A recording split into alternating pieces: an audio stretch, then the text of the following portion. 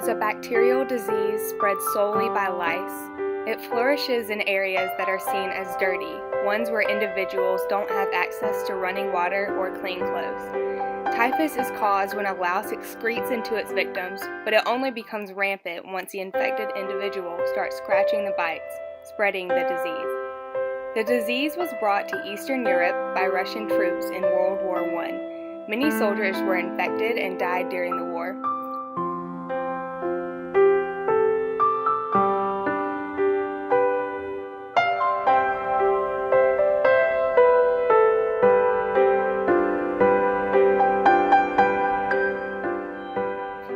Rudolf Weigel was an ethnic German born in what is now the Czech Republic.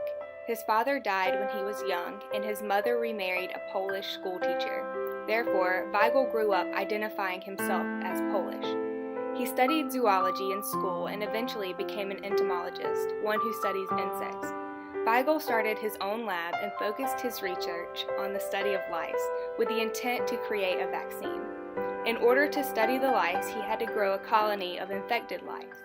To do this, he injected each individual louse with typhus and then enlisted humans for them to feed off. He then dissected the lice and ground up their stomach, eventually killing the typhus bacteria with a chemical, and this became his vaccine.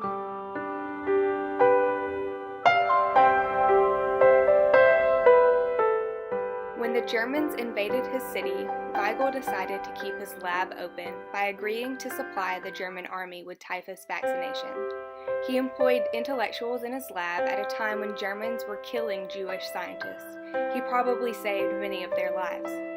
Weigel also began smuggling his vaccine into the ghetto nearby.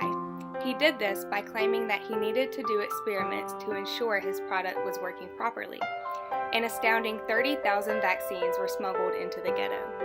Weigel was eventually deported to Krakow. The leaders were very distrustful of him, so they only let him do very menial tasks. During his life, Weigel never received any recognition for his work. He wasn't even admitted into the Polish Academy of Sciences.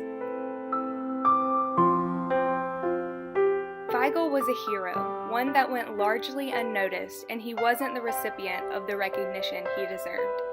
It is important for us to remember him and to know his story, because in order to justly memorialize the Holocaust, you need to memorialize its victims and its heroes. Weigel was a Holocaust hero, and that should never be forgotten.